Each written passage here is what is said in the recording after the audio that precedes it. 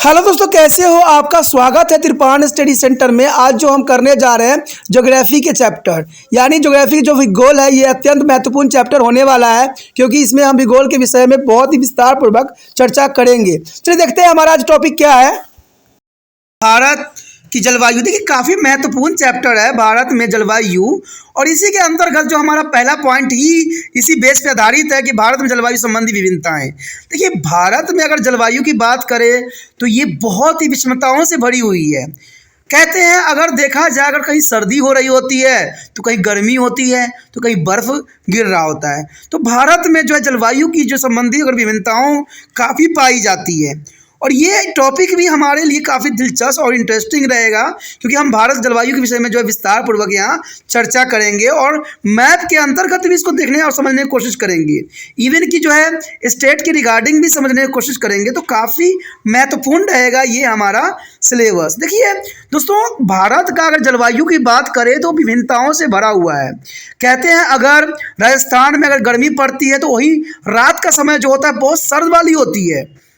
चलिए ये कितनी विषमताएं हो गई कि दिन में जितनी गर्मी पड़ेगी रात में उतनी ही ठंड होगी। और यही अगर हम देखें जम्मू कश्मीर साइड या कहते हैं हिमालय साइड देखें तो वहाँ बर्फ़ हर साल बढ़ती है और हर साल जमी ही रहती है। ठीक है, अगर दूसरे क्षेत्र में आप चले जाओ तो वहाँ गर्मी ही गर्मी रहती है। और वही अगर मेघालय साइड आप चाहते हो तो वहाँ पर जो है रेनफॉल पूरे साल होती रहती है।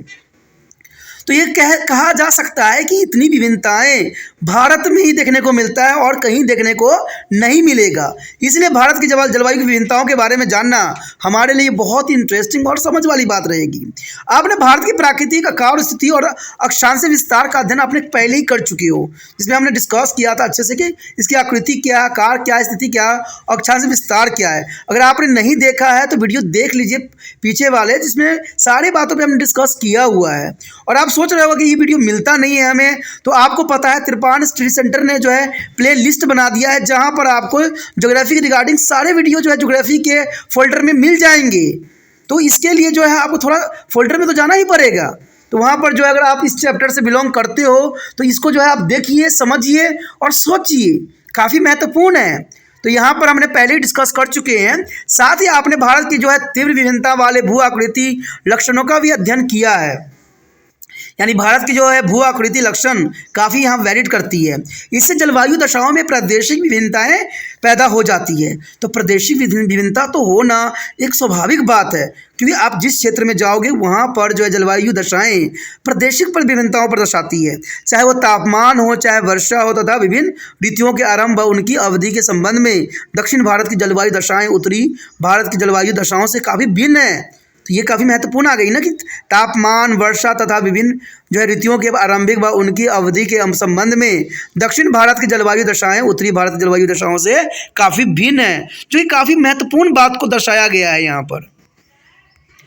अब कहते हैं देखिए इस जलवायु संबंधी विभिन्नताओं को करीब से देखना काफ़ी दिलचस्प रहेगा, और ये मैप ही हमें दर्शा सकता है या हमें कुछ रिकॉर्ड दर्शा सकते हैं, जिसको हम आगे अध्ययन भी करेंगे। और आपको पता होना चाहिए कि जून के महीनों में उत्तर पश्चिमी मैदान में जो है 45 सेल्सियस से तापमान जो है महसूस किए जाते हैं। अब देखिए 45 सेल्सियस अगर देखा जाए तो पश्चिमी उत्तरी मैदान में देखने को मिलता है, जो कि 45 काफ़ी महत्वपूर्ण है, काफ़ी गर्म है। और जबकि राजस्थान के मरुस्थलीय भागों में दिन का तापमान जो होता है 55 सेल्सियस तक हो जाता है, और 55 तो और भी वेरिड करता है दोस्तों, काफ़ी अधिक तापमान होता है दिन का राजस्थान में देखा जाए तो। वही जम्मू कश्मीर में जो है गुलमर्ग तथा जो है पहलगांव में ये जो है मुश्किल से 20 सेल्सियस तक ही पाया जाता है। अब देखिए यहाँ पर अगर देखा जाए तो गर्मियों के टाइम जो है बहुत ही कम टेम्परेचर यानी 20 सेल्सियस तक पाया जाता है। और इसी प्रकार दिसंबर के जो महीनों में कारगिल या जो द्रास जम्मू और कश्मीर में रहने वाले लोग जो हैं चुभन भरी ठंड अनुभव करते हैं। देखिए गर्मियों के महीने में देखा काफ़ी महत्वपूर्ण रहता है, लेकिन ये देखिए दिसंबर के महीनों में कारगिल और द्रास जम्मू कश्मीर के क्षेत्र है वहाँ पर चुभन भरी ठंड महसूस होती है, यानी -40 सेल्सियस जो है रात के तापमान हो जाता है। और इतना अधिक तापमान में रहना कहते हैं जीवन के लिए कितना मुश्किल होगा। अब उन व्यक्ति के बारे में सोचिए जो कारगिल में जो है बॉर्डर पे जो है हमारी रक्षा कर रहे होते हैं, उनकी क्या दशा होती होगी। जबकि यही अगर देखा जाए त्रिविक्रम में जो है निवासी जो है 27 सेल्सियस तापमान का आनंद उठाते हैं। तो देखा कितना यहाँ पर महत्वपूर्ण है तापमान का। तो कहा जा सकता है कि भारत विभिन्नताओं भरा देश यहाँ है। तटीय क्षेत्र में देश के आंतरिक भागों की ओर जाने वाले ताप परिसर में क्रमिक वृद्धि होती ही रहती है और फलस्वरूप कोकेन और मलयवार तटों के साथ रहने वाले लोग ऋतुओं में जो है स्पष्ट परिवर्तन का उस रूप में अनुभव नहीं करते हैं जिस रूप में भारत के उत्तरी पश्चिमी भागों में रहने वाले लोग अनुभव किया करते हैं, क्योंकि यहाँ न तो अधिक ठंडी पड़ती है और न ही अधिक गर्मी पड़ती है। तो देखिए कितना महत्वपूर्ण बात है कि भारत में ऐसा क्षेत्र है जहाँ पर न तो अधिक ठंडा होता है न अधिक गर्मी पड़ती है, और ये उत्तर पश्चिमी भागों में ही ऐसा संभव है। तो कहा जा सकता है कि काफ़ी महत्वपूर्ण है कि हमारे देश में ऐसा भी क्षेत्र है जहाँ पर ना तो अधिक ठंडी पड़ती है और न ही अधिक गर्मी। कहते हैं वर्षा के वितरण में उतनी ही अधिक विभिन्नताएं दिखाई भी पड़ती है। देखिए वर्षा में भी इतनी विभिन्नता दिखाई पड़ती है। मेघालय में स्थित चेरापूंजी में वार्षिक वर्षा जो है 180 सेंटीमीटर होती है। देखिए ये यूपीएससी एग्जाम के अंतर्गत क्वेश्चन बनता है कई बार कि जो है किस क्षेत्र में जो है सबसे अधिक वर्षा क्षेत्र माना गया है। तो मेघालय को आप चेरापूंजी क्षेत्र में जो है वार्षिक वर्षा सबसे अधिक होती है, ठीक है, जहाँ पर 1800 सेंटीमीटर होती है। ये वार्षिक वर्षा है। जबकि वहीं अगर देखा जाए तो यूपीएससी का दूसरा क्वेश्चन यही बनता है कि सबसे कम वर्षा किस क्षेत्र में होता है, किस जगह पे होता है। तो राजस्थान के मरुस्थल में स्थित जो है जैसलमेर में जो है वार्षिक वर्षा केवल 20 सेंटीमीटर होती है। देखिए मेघालय में चेरापूंजी के पास जो है बेसाराम जो है जगह, वहाँ पर 180 सेंटीमीटर अधिक वर्षा होती है साल भर। और यहाँ पर देखा जाए मरुस्थल क्षेत्र में तो जैसलमेर में जो है वार्षिक वर्षा केवल 20 सेंटीमीटर होती है। अब कहाँ 1080 सेंटीमीटर और कहाँ 20 सेंटीमीटर। तो आप देख सकते हो कितनी विभिन्नताएं यहाँ पर देखने को मिल रहा है। कहते हैं उत्तर पूर्वी भाग तथा उड़ीसा और पश्चिम बंगाल के तटीय मैदान में जुलाई व अगस्त के महीने में भारी वर्षा नोट की जाती है। अब देखिए कितना महत्वपूर्ण बात है कि उत्तरी पूर्वी भाग तथा जो है उड़ीसा और पश्चिम बंगाल के तटीय मैदान में जुलाई एवं अगस्त के महीनों में काफ़ी वर्षा रिकॉर्ड की जाती है, जबकि वही तमिलनाडु के कोरोमंडल तट पर इस महीने बहुत ही कम वर्षा होती है। तो ये कितनी विभिन्नताओं को यहाँ दर्शाया गया है, और जब हम टेबल की अध्ययन करेंगे तो और भी हमें इस बात कुछ क्लैरिटी आएगी। यहाँ पर जो है एक टेबल आया है जो कि काफ़ी महत्वपूर्ण है इस बात को दर्शाने के लिए कि कितनी विभिन्नताएं यहाँ पर पाया जाता है। देखिए भारत के प्रमुख केंद्र औसत और मासिक तापमान वर्षा जो है, जो यहाँ पर ता लिखा हुआ है तापमान को दर्शाएगा और जो व लिखा हुआ है वर्षा को दर्शाएगा। तो अब देखिए यहाँ पर अगर लो की बात करें हम तो यहाँ पर जो है माइनस जनवरी और फरवरी और मार्च में जो है -8, -7 और -1 रहता है क्रमश, और वही दिसंबर में भी -6 के आसपास रहता है, और नवंबर में देखा जाए तो 0 होता है। और वहीं वर्षा की बात करें तो देखिए कितना कम होता है। नवंबर में तो वर्षा होती नहीं है, और मैक्सिमम जो होती है यहाँ पर देखा जाए वर्षा जो रिकॉर्ड की जाती है वो जुलाई और अगस्त के समय की जाती है।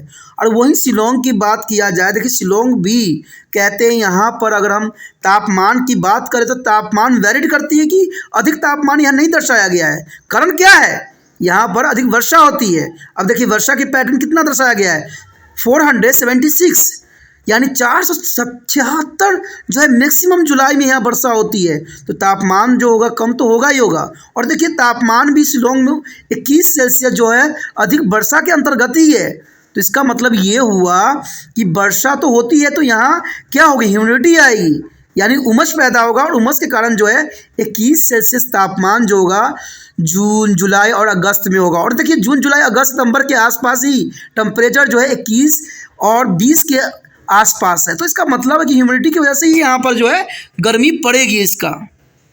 वही में अगर आगे हम बढ़ते हैं कोलकाता के साइड तो देखिए कोलकाता में जो है टेम्परेचर अगर देखा जाए तो जो यहाँ पर जो है 30 के आसपास, जहाँ पर वर्षा की मात्रा 21 या 124 या 290 के आसपास रहता है। लेकिन थोड़ा टेम्परेचर कमता है तो यहाँ पर जो है रेन का असर पड़ता है, जहाँ पर 321 31 जो है रेन होती है, और तापमान जो है यहाँ पर 28 के 29 के आसपास रहता है। तो ये काफ़ी महत्वपूर्ण है। अगर वही हम आगे बढ़े दिल्ली के आसपास, तो दिल्ली में देखिए वर्षा की मात्रा जो है बहुत ही कम होती है, लेकिन कहते हैं जुलाई अगस्त सितंबर में थोड़ा सा जो है बढ़ जाती है, लेकिन गर्मी जो है 35 सेल्सियस 34 सेल्सियस टेम्परेचर बढ़ जाती है, और वर्षा यहाँ पर होती ही नहीं है। वही जोधपुर की बात करें तो जोधपुर में जो है वर्षा की टेम्परेचर अगर देखा जाए टेम्परेचर और वर्षा में, तो तापमान तो यहाँ पर 34 जो है हाईएस्ट रिकॉर्ड की गई है, लेकिन वही वर्षा की मात्रा देखें तो यहाँ पर हाईएस्ट जो है 121 सेंटीमीटर के आसपास है। तो ये भी काफ़ी महत्वपूर्ण है। और वही मुंबई की बात करें तो मुंबई में टेम्परेचर जो है वेरीड करती है 27 29 सेल्सियस या 30 सेल्सियस, मैक्सिमम 30 सेल्सियस टेम्परेचर है, ठीक है, सितंबर के आसपास। लेकिन वर्षा की बात करें तो 465 सेंटीमीटर वर्षा से लेकर 613 सेंटीमीटर बढ़ जाती है, यानी मुंबई में हैवी वर्षा होती है। और ये आप टीवी पे भी देखते होंगे कि यहाँ पर इतनी अधिक वर्षा होती है और लोग कितने यहाँ पर जनजीवन जो है अस्त व्यस्त हो जाता है। कारण ये भी है कि यहाँ पर जो है समुद्री क्षेत्र है, और समुद्री क्षेत्र के कारण जो है 613 सेंटीमीटर वर्षा जो है रिकॉर्ड की जाती है, जो कि काफ़ी महत्वपूर्ण बात को दर्शाया गया है। यदि उसी बात हम आगे बढ़ाएं तो नागपुर के देखिए, नागपुर में तापमान जो है वेरी करता है, तापमान 35 सेल्सियस तक पहुंच जाता है। और यहीं पे अगर देखा जाए तो बरसात की अगर देखें तो 376 रिकॉर्ड किया गया है हाईएस्ट। तो ये काफ़ी महत्वपूर्ण है। वही हम बेंगलोर की बात करें तो बेंगलोर में तापमान जो है सामान्य रहता है, यानी 27 सेल्सियस तापमान रहता है, और वर्षा की मात्रा भी यहाँ पर नहीं होता।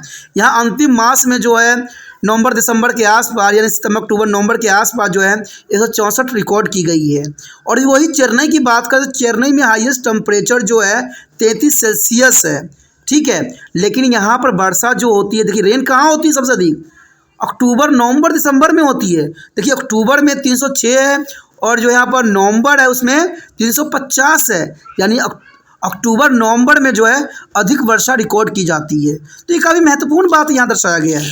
उसी के साथ हम जो त्रिभुवन में देखें तो यहाँ पर जो है तापमान जो है वेरीड करता है 29 सेल्सियस तक ही रहता है यहाँ पर। लेकिन वही जो है त्रिपुरम के अगले में देखें हम इसकी वर्षा की मात्रा में, तो वर्षा जो होती है जहाँ पर 356 वर्षा को रिकॉर्ड की गई है। तो ये काफ़ी महत्वपूर्ण यहाँ पर टेबल है। अब चलिए देखते हैं इसी के अंतर्गत मैप जो है क्या दर्शा रहा है और मैप में क्या जानने को हमें मिलेगा। यहाँ पर जो मैप दिखाया गया है ये वर्षा के आगमन को दर्शाया है कि दक्षिण पश्चिम मानसून का आगमन किस प्रकार होता है। तो देखिए अगर आप जुलाई के समय अगर देखते हो तो ये जो होगा जुलाई के समय जो है ये आप राजस्थान के क्षेत्र में देखोगे कि स्टार्टिंग राजस्थान से है, उसके बाद जुलाई के जो है ये 1 जुलाई तक जो है यहाँ पर चंडीगढ़ के आसपास, जयपुर जो है अहमदाबाद के आसपास होता हुआ गुजरता है। और वहीं जून में जो है जो आपको दिखेगा अहमदाबाद लखनऊ के क्षेत्रों में जो है जून के आसपास ये आगमन हो जाती है। वहीं अगर हम देखें 10 जून तक जो है पटना, भुवनेश्वर, नागपुर और मुंबई के क्षेत्रों में ये वर्षा देखने को मिलेगा।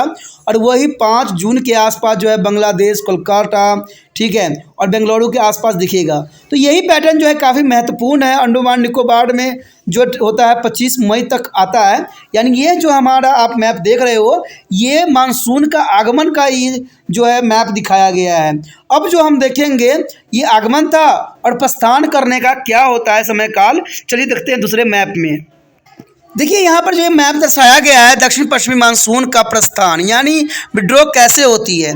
तो विड्रॉ जो होगा सितंबर के आसपास आपको जयपुर दिखेगा, और 15 सितंबर तक जो है चंडीगढ़, जयपुर, अहमदाबाद दर्शाया गया है। वही अक्टूबर में लखनऊ, भोपाल ये दर्शाया गया, महाराष्ट्र के साइड में जो है प्रस्थान कर जाती है, ठीक है। हैदराबाद में जो है 15 अक्टूबर के आसपास होता है, बेंगलुरु के साथ 15 नवंबर के आसपास जो है प्रस्थान कर जाती है, यानी वर्षा यहाँ पर ख़त्म हो जाता है। तो ये भी मैप जो है काफ़ी महत्वपूर्ण बात को दर्शाता है कि दक्षिण पश्चिमी मानसून का प्रस्थान किस प्रकार होता है और इसके भारत के जो है कैसे प्रभाव पड़ता है। तो ये काफ़ी महत्वपूर्ण बात था यहाँ पर। यानी अभी डायग्राम जो आप देख रहे थे, मैप देख रहे थे, तालिका देख रहे थे, उसमें हम जो है हर तरह के कंडीशनों के विषय में विस्तार पूर्वक चर्चा की और जानने की कोशिश किया। कहते हैं इसमें सारी बातों को हमने ध्यान से देखा, इससे आपको यह समझ में मदद मिलेगी कि भारत के विभिन्न भागों में वर्षा की ऋतु अवधि भिन्न होती है। और आप इस निष्कर्ष में भी पहुंच गए होंगे कि उत्तर पश्चिमी भारत में वर्षा ऋतु की अवधि सबसे छोटी होती है तथा उत्तर पूर्व भारत में सबसे लंबी होती है। तो ये मैप जो था और तालिका जो था बहुत बातों को जो है आपको क्लैरिटी कर चुकी होगी, लेकिन यही सी क्लैरिटी को और भी क्लैरिटी करने के लिए यहाँ पर जो है बॉक्स की जो शब्द है जिसको आपको नोट डाउन करना चाहिए कि देश की आकृति, आकार, स्थिति, अक्षांश, विस्तार तथा उसके विभिन्न भू लक्षणों के कारण भारत के विभिन्न भागों में विभिन्न जलवायु दशाएं पाई जाती है। देखिए विभिन्न क्षेत्रों में विभिन्न दशाएं पाना और जलवायु का होना यहाँ की आकृति, आकार और स्थिति और अक्षांशीय विस्तार और उनके भू लक्षणों के कारण हुआ है। कहते हैं जलवायु की विविधता तापमान, वर्षा की मात्रा और विभिन्न ऋतुओं के आरंभ होने व उसकी अवधि में प्रचलित होती है। तो ये काफ़ी महत्वपूर्ण बात को यहाँ दर्शाया गया है इस बॉक्स में। यहाँ पर जो हमारा टॉपिक आया है भारत जलवायु के अंतर्गत भारत की जलवायु को प्रभावित करने वाले कारक। देखिए भारत की जलवायु को प्रभावित करने वाले आखिर कारक कौन कौन से हैं और इसका क्या महत्वपूर्ण स्थान है। तो भारत की जलवायु को प्रभावित करने वाले बहुत से कारक हैं, जैसे आपको पता ही है कि भारत के साइज, लोकेशन, इसे काफ़ी वेरीड करते हैं इस बातों को कि भारत की जलवायु प्रभावित करने वाले कारक के रूप में देखा जा सकता है। और इवन कि अक्षांशीय विस्तार भी, कहते हैं बीच से ही भारत के जो है कर्क रेखा का गुजरना एक बहुत बड़ी बातों को जो है संकेत करता है। तो ये काफ़ी महत्वपूर्ण बात आता है यहाँ पर कि भारत की जलवायु को प्रभावित करने वाले कारक जो है काफ़ी महत्वपूर्ण है। चलिए देखते हैं पहले कारक के रूप में क्या है। तो पहले कारक तो हमारे समक्ष है ही है स्थिति एवं अक्षांशीय विस्तार। स्थिति एवं अक्षांशीय विस्तार है। कहते हैं भारत मोटे तौर पर जो है 6 डिग्री उत्तर से लेकर 30 उत्तर अक्षांशों के मध्य स्थित है। यानी भारत को अगर हम मैप में देखें, भारत के जो है ग्लोब्स में देखें, तो भारत की अगर स्थिति देखोगे तो मोटे तौर पर जो है 6 डिग्री उत्तर से लेकर 30 डिग्री उत्तर अक्षांशों के मध्य ही स्थित है। और सबसे इम्पोर्टेंट बात यही आता है कि कर्क जो है वृत्तीय देश के मध्य से होकर जाता है, यानी कर्क रेखा जो है मध्य से होते हुए जाता है। कहते हैं विषुववर्तीय वृत्त के पास होने के कारण दक्षिणी भागों में जो है वर्ष भर उच्च तापमान पाए जाते हैं, यानी साल भर जो है यहाँ पर उच्च तापमान पाए जाते हैं। और दूसरी ओर जो है उत्तरी भाग गर्म शीतोष्ण पेटी में स्थित है। देखिए ये बहुत काफ़ी महत्वपूर्ण बात है कि दूसरी ओर उत्तर भाग में जो है गर्म शीतोष्ण पेटी स्थित है। अंततः यहाँ खासकर शीतकाल में निम्न तापमान पाए जाते हैं, यानी जैसे सर्दी होगा यहाँ पर जो है तापमान बहुत कम आपा जाएगा। तो ये काफ़ी महत्वपूर्ण है स्थिति एवं अक्षांशीय विस्तार के अंतर्गत।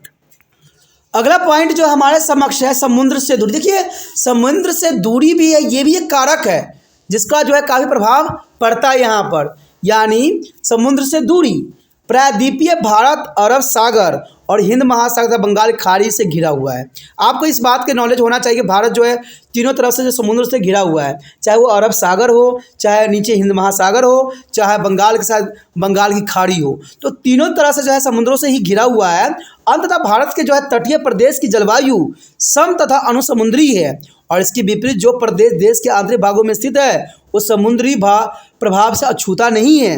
तभी तो देखा गया है कि आपने देखा भी था कि बहुत काफ़ी महत्वपूर्ण बात कि समुद्री क्षेत्र में होने के कारण वर्षा जो होती है काफ़ी होने जो आ जाती है और फलस्वरूप उन प्रदेशों की जलवायु अति विषम और महाद्वीपीय होती है। यानी विषम का मतलब होता है दोस्तों कि ये सम नहीं है, यानी लोगों के फेवरेबल नहीं है, उनको ये सहने लायक नहीं है टेम्परेचर। ठीक है, तो ये काफ़ी महत्वपूर्ण बात यहाँ दर्शाया गया है। यहाँ पर जो अगला पॉइंट आया है उत्तरीय पर्वतीय श्रेणी। देखिए भारत को अगर इतनी विशेषताओं वाला माना जाता है तो उसका सबसे बड़ा कारण है पर्वतीय श्रेणी। कहते हैं पर्वत का होना भारत के लिए एक वरदान सिद्ध है, क्योंकि ये जो है बाहर से आने वाले हवाओं को रोकती है और कई मुसीबतों से भारत को जो है बचाती भी है। और आप इस बात से जो है भली भांति परिचित हो, क्योंकि भारत का अगर उत्तर क्षेत्र में देखोगे तो हिमालय से घिरा हुआ है और कहते हैं कि हिमालय के क्षेत्र में दरारों होने के कारण जो है बहुत से आक्रमणकारी को जो है बहुत से समस्याओं को सामना भी करना पड़ा।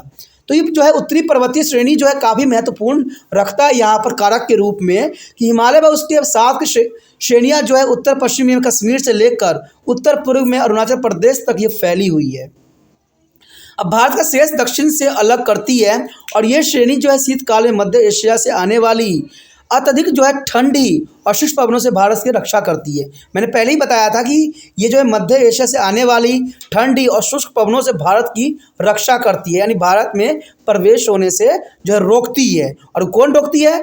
पर्वत श्रेणियाँ। कहते हैं साथ ही वर्षादायिनी दक्षिण पश्चिमी मानसून पवनों के सामने एक प्रभावी अवरोध भी बनती है, क्योंकि ये जो होते हैं पर्वतों से टकरा के आपस रिटर्न हो जाती है ताकि वो भारत की उत्तरी सीमाओं के पार न कर सके।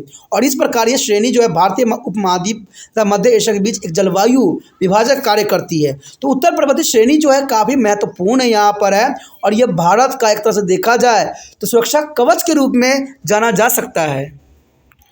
उसके पश्चात हमारे समक्ष है स्थलकृत। देखिए स्थलकृत बहुत काफ़ी महत्वपूर्ण रहता है, क्योंकि स्थलकृत का मतलब ही होता है स्थल। देश के विभिन्न भागों में स्थलकृत जो है लक्षण वहाँ के तापमान, वायुमंडलीय दाब, पवने की दिशा तथा वर्षा की मात्रा को काफ़ी प्रभावित करती है। पिछले पाठ में दिए गए स्थलकृत लक्षणों को दिखाने वाले मानचित्र का अध्ययन कीजिए तथा स्थलकृत तापमान, पवनों की दिशा तथा वर्षा की मात्रा में जो है विद्यमान जो है पारंपरिक संबंधों के इस पाठ में दिए गए हैं। कहते जलवायु मानचित्र की मदद से जो है स्वयं ही ज्ञात कीजिए और जानने की कोशिश कीजिए कि इतना कहाँ संस्कृति जो है इसके फेवर में है। इसके आपको यह समझने में मदद मिलेगी कि पश्चिमी घाट के पूर्व में स्थित कर्नाटक व तमिलनाडु आंतरिक भागों की तुलना में जो है पश्चिमी तटीय मैदान में वर्षा अधिक होती है। तो ये काफ़ी महत्वपूर्ण बात यहाँ दर्शाया। आप यह भी समझ जाएंगे कि दक्षिण पश्चिमी मानसून की बंगाल की खाड़ी की शाखा दो भागों में विभक्त हो जाता है। और क्यों होता है? इसकी एक शाखा जो है गंगा घाटी के साथ साथ और पश्चिमी की ओर बढ़ती है, तथा दूसरा जो है ब्रह्मपुत्र घाटी के साथ साथ पूर्व की ओर चलती है, जो कि काफ़ी महत्वपूर्ण बात दर्शाता है। पहला जो है शाखा बंगाल की घाटी के साथ चलता है, दूसरा जो है ब्रह्मपुत्र घाटी के साथ चलता है। ठीक है, काफ़ी महत्वपूर्ण बात है ये। अपने एटलस में मेघालय पठार के दक्षिण किनारों पर स्थित कीप के आकार की जो है चेरापूंजी घाटी है तथा उसके पास जो है मेजोसिराम की स्थिति ज्ञात कीजिए। देखिए ये बात आपके लिए काफ़ी महत्वपूर्ण होता है कि मेसिमराम जो है आखिर इस नाम को क्यों यहाँ पर लिया गया। तो आपको इस बात को ज्ञात होना चाहिए कि मेघालय जो है एक क्षेत्र, देखिए मेघालय एक राज्य है और उसमें जो है चेरापूंजी एक छोटा सा स्टेट जैसा है। ठीक है, और इसी की जगह जो है मिजोरम एक क्षेत्र है जहाँ पर वर्षा की मात्रा जो है 1080 रिकॉर्ड सेंटीमीटर रिकॉर्ड की गई है, जो कि कहा जाता है कि पूरे विश्व में ये सबसे अधिक जो है रेनफॉल होने वाला स्थान है। तो देखिए ये कई बार जो है कंपटीशन के जो है एग्जामों में ये क्वेश्चन पूछ लिया जाता है कि वो कौन सा विश्व में क्षेत्र है जहाँ पर सबसे अधिक वर्षा रिकॉर्ड की गई है।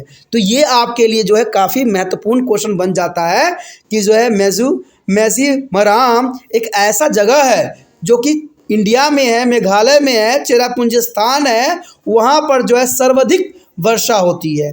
और इसको आपको समझने की सूत्र प्राप्त होगी कि मिजोरम संसार की सर्वाधिक वर्षा वाला स्थान क्यों है। तो आपको समझ में आ गया होगा, क्योंकि यहाँ पर जो है 1080 सेंटीमीटर वर्षा होती है, जो कि बहुत काफ़ी महत्वपूर्ण बात को दर्शाई गई है।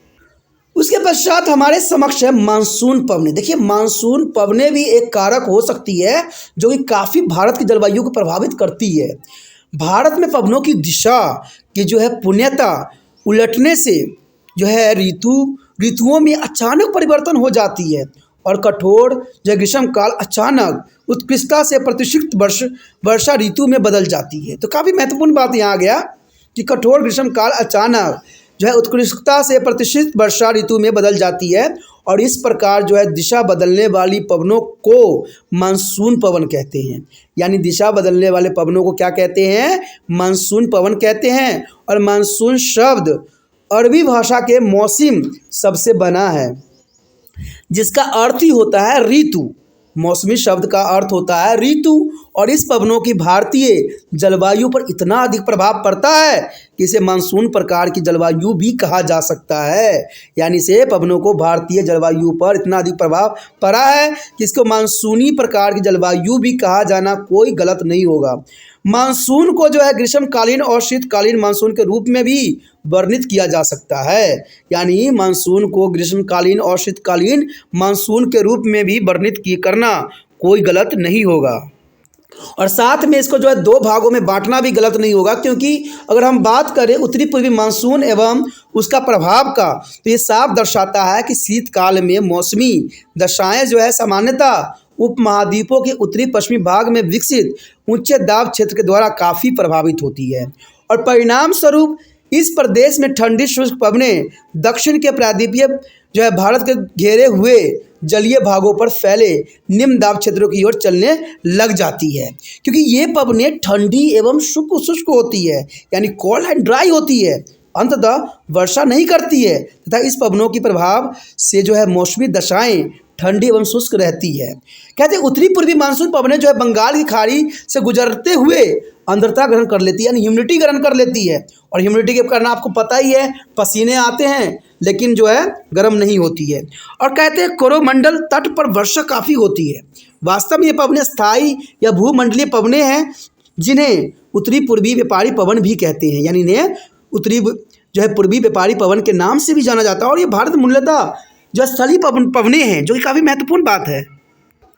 दूसरा पॉइंट यही दर्शाता है इसके अंतर्गत कि दक्षिण पश्चिमी मानसून एवं उसका क्या प्रभाव देखने को मिलता है। देखिए, ग्रीष्म काल में भारत का जो है उत्तर पश्चिमी भाग जो है ऊंचे तापमान के कारण अधिक गर्म हो जाता है, ऊंचे तापमान के कारण अधिक गर्म हो जाता है। और इस समय जो है सूर्य की स्थिति उत्तरी गोलोध में होती है, यानी सूर्य की स्थिति जो होती है उत्तरी गोलोध में पाई जाती है। और इसके परिणाम स्वरूप न केवल उत्तर पश्चिमी भारत में बल्कि प्रायद्वीपों घेरने वाली जलीय भागों में भी वायुमंडलीय दशाएं एकदम उलट जाती हैं। परिणाम स्वरूप क्या होता है, उत्तरी पूर्वी व्यापारी पवनों का स्थान दक्षिण पश्चिमी पवनें ले लेती है। देखिए इसका प्रभाव क्या, बहुत इंपॉर्टेंट प्रभाव पड़ा कि उत्तर पूर्वी व्यापारी पवनों का स्थान जो है दक्षिण पश्चिम मानसून पवनें ले लेती है, क्योंकि ये पवनें गर्म समुद्र के ऊपर से बहने के कारण आर्द्र हो जाती है।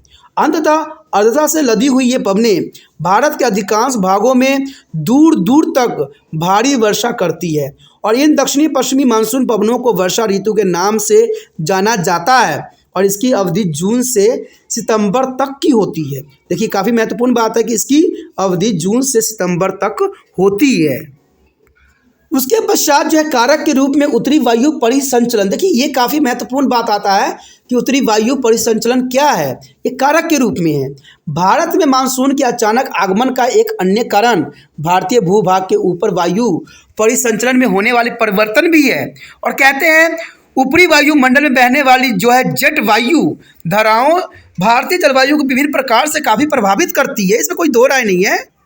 पहला तो प्रभाव यही देखने को मिलता है कि पश्चिमी जेट वायु धारा था उसके प्रभाव, देखिए काफ़ी महत्वपूर्ण पॉइंट हो सकता है कि शीतकाल में जो है समुद्र तट के लगभग 8 किलोमीटर की ऊंचाई पर जो है पश्चिमी जेट वायु धारा अधिक तीव्र गति से समशीतोष्ण और कटिबंधीय के ऊपर चलती रहती है।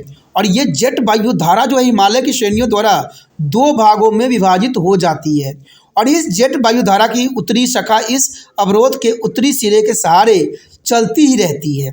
दक्षिण शाखा हिमालय श्रेणी के दक्षिण में 25 सेल्सियस उत्तर अक्षांश के ऊपर और पूर्व की ओर चलती है।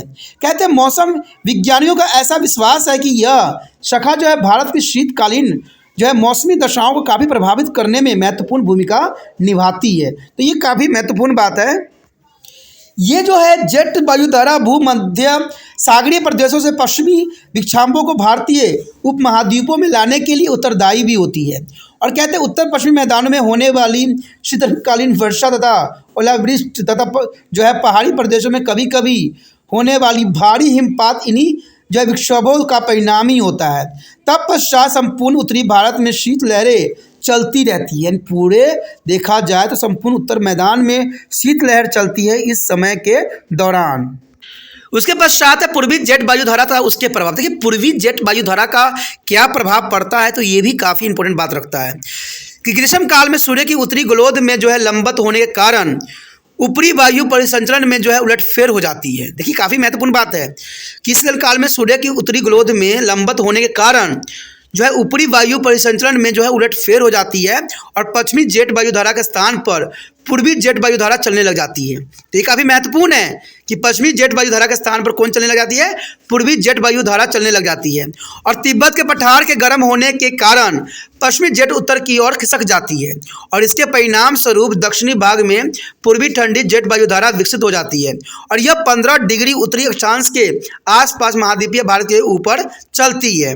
यह दक्षिणी पश्चिमी मानसून पवनों के अचानक आने में काफ़ी मदद करती है। उसके पश्चात है पश्चिमी विक्षोभ तथा उष्णकटिबंधीय चक्रवात। देखिए काफ़ी महत्वपूर्ण यहाँ पॉइंट आया है कि पश्चिमी विक्षोभ तथा उष्णकटिबंधीय चक्रवात। कहते हैं पश्चिमी विक्षोभ भारतीय उपमहाद्वीप में पश्चिमी जेट प्रभाव के साथ जो है भूमध्य सागरीय प्रदेश से आते हैं और यह देश के उत्तरी मैदानी भाग व पश्चिमी हिमालय प्रदेशों की शीतकालीन मौसमी दशाओं को काफ़ी प्रभावित करती है। तो ये काफ़ी महत्वपूर्ण बात है। और ये शीतकाल में थोड़ी वर्षा लाते हैं और यह थोड़ी सी वर्षा भी जो है उत्तरी मैदान में गेहूं की खेती के लिए बहुत ही लाभकारी सिद्ध भी होता है। यानी गेहूं की खेती के लिए ये आदर्श जो है समय होती है। उष्णकटिबंधीय चक्रवात जो है बंगाल की खाड़ी में पैदा होती है और इन चक्रवातों की तीव्रता तथा जो है दिशा पूर्वी तटीय भागों की मौसमी दशाओं को अक्टूबर, नवंबर और दिसंबर में काफ़ी प्रभावित करती है। उसके पश्चात है एल नीनो प्रभाव। देखिए एल नीनो प्रभाव क्या है, कहते भारत में मौसमी दशाएं एल नीनो से काफ़ी प्रभावित होती है और यह संसार के उष्णकटिबंधीय प्रदेशों में विशुद्ध बाढ़ों और सूखों के लिए उत्तरदायी होता है। देखिए एल नीनो प्रभाव क्या होता है, ये जो होती है कटिबंधीय उष्णकटिबंधीय क्षेत्रों में बाढ़ और सूखे के लिए काफ़ी उत्तरदायी होती है। एल नीनो एक जो है सक्रिय गर्म समुद्री जलधारा है जो कभी कभी दक्षिण अमेरिका के जो है पेरू तट से कुछ दूरी पर दिसंबर के महीनों में दिखाई देती है। कहते हैं पेरू जो है ठंडी धारा के सामान्यतः इस तट के सहारे बहती है के स्थान पर यह अस्थायी धारा के रूप में बहने लग जाती है, जो कि काफ़ी महत्वपूर्ण है। कभी कभी अधिक तीव्र होने पर यह समुद्र के ऊपरी जल के तापमान को 10 सेल्सियस तक जो है बढ़ा भी देती है। उष्णकटिबंधीय प्रशांत महासागरीय जल के गर्म होने से जो है भूमंडलीय दाब वह जो है पवन तंत्रों के साथ ही जो है हिंद महासागर मानसून पवनें भी काफ़ी प्रभावित होती है। तो देखिए हिंद महासागर के मानसून को प्रभावित होना स्वाभाविक रहता है कि पवन ने तो प्रभावित करेगी। ऐसा विश्वास किया जाता है कि 1987 में भारत में भयंकर सूखा एल नीनो के ही परिणाम स्वरूप था। देखिए भारत में जो 1887 में हुआ था, जो सूखा आया था और इतनी भयंकर थी, तो इसी एल नीनो के कारण हुआ था 1987 में। तो काफ़ी महत्वपूर्ण बात यहाँ दर्शाता है एल नीनो के परिणाम। उसके पश्चात हमारे समक्ष दक्षिण दोलन तथा उसका प्रभाव। देखिए दक्षिण दोलन तथा उसका प्रभाव भी काफ़ी महत्वपूर्ण स्थान अपना जगह पर रखता है। कहते दक्षिण दोलन जो है मौसम विज्ञान से संबंधित जो है वायु दाब में होने वाले परिवर्तन के जो है प्रतिरूप ही है। यानी दक्षिण दोलन जो है मौसम विज्ञान से संबंधित वायु दाब में होने वाले परिवर्तन का ही प्रतिरूप है और यह हिंद एवं प्रशांत महासागरों के मध्य प्राय देखा जा सकता है। यानी हिंद महासागर और प्रशांत महासागर में देखने को साफ मिलेगा। ऐसा देखा गया है कि जब वायु दाब हिंद महासागर में अधिक होती है तो प्रशांत महासागर पर यह कम होती है। देखिए काफ़ी महत्वपूर्ण बात है कि जब वायु दाब जो है हिंद महासागर में अधिक होती है तो प्रशांत महासागर पर बहुत ही कम पड़ती है, अथवा इस दोनों महासागरों पर जो है वायु दाब की स्थिति इसकी उलट होती है। जब वायु दाब प्रशांत महासागरीय क्षेत्र पर अधिक होती है तब जो है हिंद महासागर पर निम्न या कम होती है तो भारत में दक्षिण पश्चिम मानसून अधिक कमजोर होती है और इसके विपरीत पश्चिम में मानसून के ताकतवर होने का काफ़ी आसार भी हो जाते हैं। यानी काफ़ी ताकतवर जो है मानसून यहाँ पर हो जाता है। मानसून की अवधारणा एवं क्रियाविधि। देखिए काफ़ी महत्वपूर्ण टॉपिक आया है, मानसून की अवधारणाएं एवं क्रियाविधि। कहते हैं मानसून की अवधारणाएं क्या और क्रियाविधि किस बात को यहाँ वैलिड करता है। कहते हैं मानसून से तात्पर्य उष्णकटिबंधीय प्रदेशों से ऐसे वनों के तंत्र से है जिसमें जो है ग्रीष्म और शीत ऋतु में पवनें अपनी दिशा पूर्णतः पलट लेती है और शीत ऋतु में ये पवनें जो है स्थल से समुद्र की ओर तथा ग्रीष्म ऋतु में समुद्र तल की ओर चलती है। देखिए ये पॉइंट जो है नोट करने वाली है कि शीत ऋतु में ये पवनें जो है स्थल से समुद्र की ओर तथा ग्रीष्म ऋतु में समुद्र से स्थल की ओर चलती है, जो कि काफ़ी महत्वपूर्ण बात है। कहते हैं इसलिए मानसून पवनों का प्रभाव जो है प्रदेशों में अधिकांश वर्षा जो है ग्रीष्म ऋतु में होती है। यानी मानसून पवनों के प्रभाव प्रदेशों में अधिकांश जो है वर्षा ऋतु में ही होती है, और जबकि शीत ऋतु सामान्यतः काफ़ी शुष्क होती है। तो काफ़ी महत्वपूर्ण बात यहाँ पर आया है कि देखिए, जबकि शीत ऋतु जो सामान्यतः शुष्क होती है। और देखिए पॉइंट की बात करें तो मानसून से तात्पर्य उष्णकटिबंधीय प्रदेशों ऐसे पवनों के तंत्र से है जिसमें ग्रीष्म और शीत ऋतु में पवनें अपनी दिशा पूर्णतः पलट लेती है। तो काफ़ी महत्वपूर्ण पॉइंट यहाँ जो है बॉक्स में दर्शाया गया है।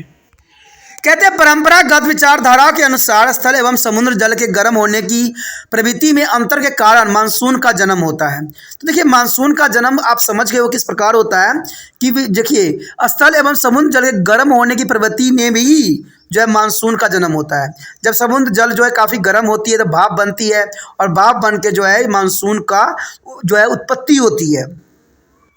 ग्रीष्म काल में स्थल पर जो है ऊंचे तापमान के कारण जो है महाद्वीप पर जो है निम्न दाब क्षेत्र बन जाते हैं।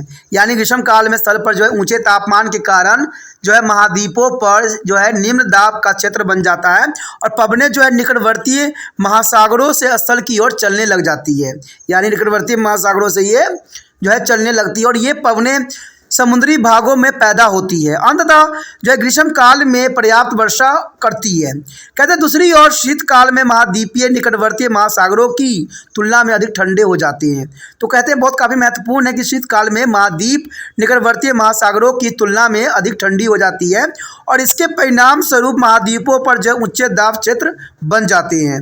यानी परिणाम स्वरूप महाद्वीपों पर जो है उच्च दाब क्षेत्र बन जाना स्वाभाविक रहता है, और इसलिए शीतकाल में पवनें जो है स्थल से समुद्र की ओर चलती है।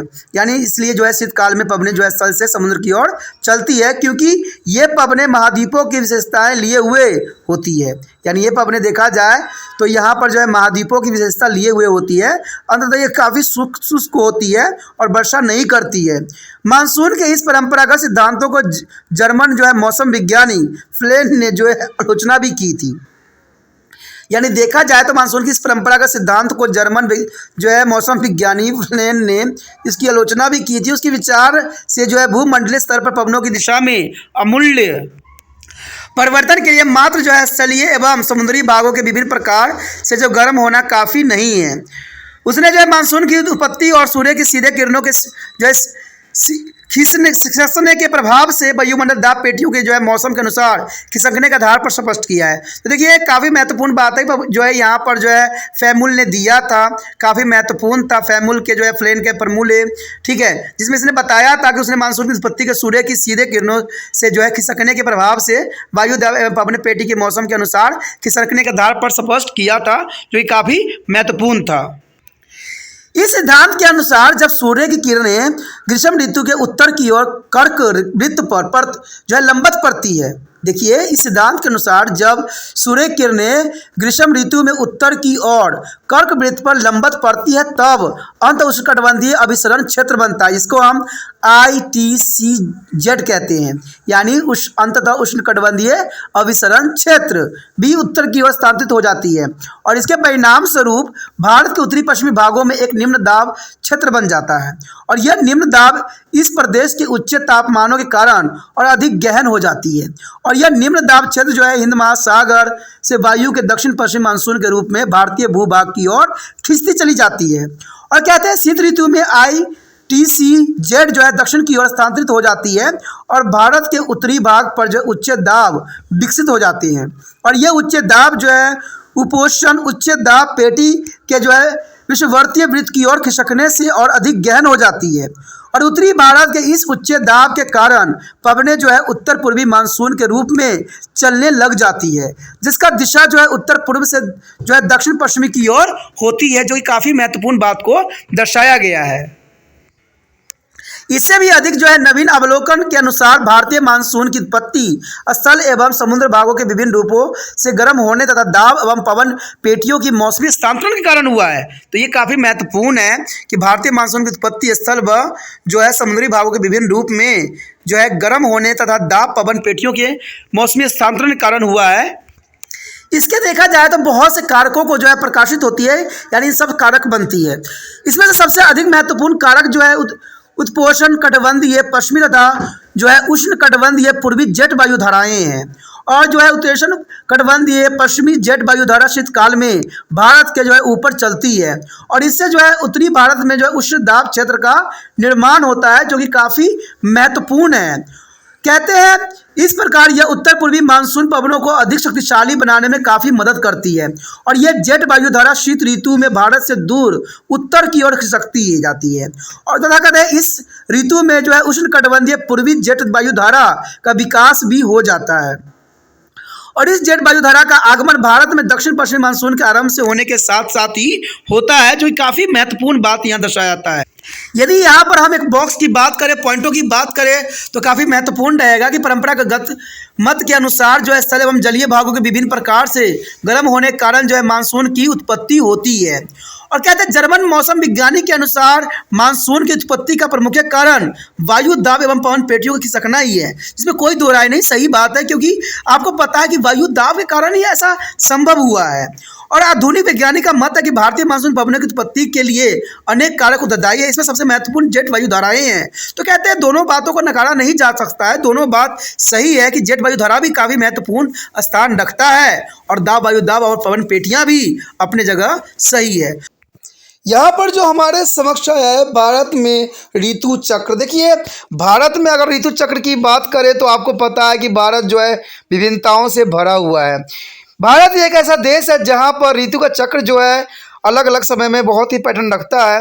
अब तक आपको ज्ञात हो चुका है कि पवनों की दिशा में पूरे परिवर्तन और मानसून पवनों का अपना विशेष यहाँ पर स्थान होता है। चलिए भारत में जो है ऋतु चक्र के विषय में और भी जाने हम। भारतीय मानसून को अगर देखा जाए तो सबसे अधिक महत्वपूर्ण लक्षण यहाँ पर दर्शाया गया है और कहते हैं ये परिवर्तनशील मानसून पवन वर्षा के दौरान ऋतु परिवर्तन के लिए उत्तरदायी होते हैं। यानी जब ये वर्षा के दौरान जो है ऋतु परिवर्तन के लिए उत्तरदायी होते हैं मानसून पवनों की वजह से जो है ऋतु परिवर्तन होती है।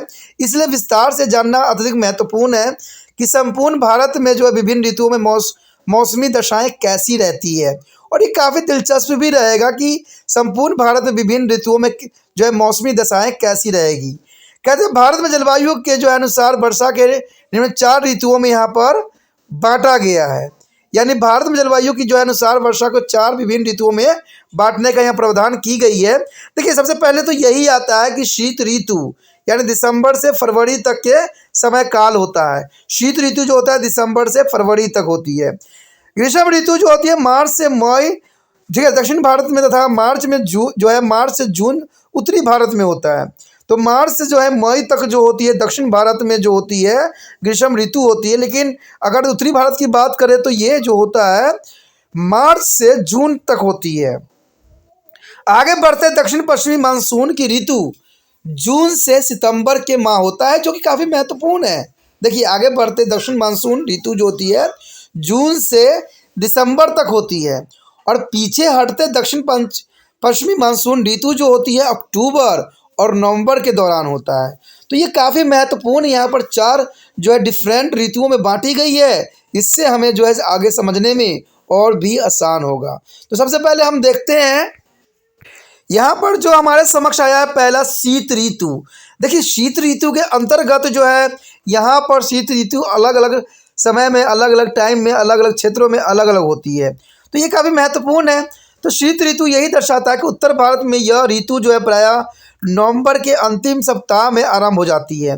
यानी शीत ऋतु जो होता है अगर उत्तर भारत की बात करें तो ये जो है नवंबर के अंतिम सप्ताह में आरंभ हो जाती है और देश के अधिकतम भागों में जनवरी व फरवरी सबसे अधिक ठंडे महीने होते हैं। तो आपने देखा भी होगा कि जनवरी फरवरी जो होते हैं काफ़ी ठंडे महीने होते हैं, क्योंकि सूर्य दक्षिण गोलार्ध में जो है मकर वृत्त पर जो है लंबवत चमकता है और इन महीनों में जो है उत्तर के मैदानी एवं पर्वतीय प्रदेशों में दैनिक औसत तापमान जो होती है 21 सेल्सियस से कम रहते हैं। कभी कभी रात का तापमान हिमांक के नीचे भी चला जाता है, यानी 0 सेल्सियस से नीचे चला जाता है, जो कि हिमांक बिंदु कहलाता है। कहते हैं इससे पाला पड़ता है और काफ़ी पाला जो है फसलों के लिए नुकसानदायक भी होता है। पाला के विस्तृत प्रदेशों में खड़ी फसलों का काफ़ी नुकसान होता है। जो खड़ी फसल होते हैं पाला का जो है बहुत बुरा प्रभाव देखने को मिलता है और उत्तर से दक्षिण की ओर जाने पर तापमान में जो है क्रमिक वृद्धि हो जाती है। यानी उत्तर से दक्षिण की ओर जाने पर तापमान में जो है काफ़ी वृद्धि देखने को मिलता है और निम्न तापमान के कारण जो है उत्तर वायु दाब क्षेत्र विकसित हो जाता है और इस उच्च दाब के कारण उत्तरी पूर्वी जो है अपतल तट जो है स्थानीय यहाँ पर पवनें चलने लग जाती है, जो कि काफ़ी महत्वपूर्ण है। उत्तरी मैदानों में जो है उच्च वायु के कारण इन पवनों की दिशा पछुआ होती है और ये जो है स्थलीय पवनें ठंडी एवं शुष्क होती है। अंततः शीत ऋतु में देशों के अधिकांश भागों में वर्षा नहीं करती है। यद्यपि यही यही पवनें जो है बंगाल की खाड़ी को अंधरता ग्रहण करके जब जो है करोमंडल तट पर पहुंचती है तो ये काफ़ी वर्षा करती है। तो ये काफ़ी महत्वपूर्ण बात है कि शीत ऋतु में देश के अधिकांश भागों में वर्षा नहीं रहती है। यद्यपि ये पवनें जो है बंगाल की खाड़ी की अंधरता ग्रहण करके जो है करोमंडल तट पर पहुंचती है और यहाँ पर काफ़ी वर्षा करती है।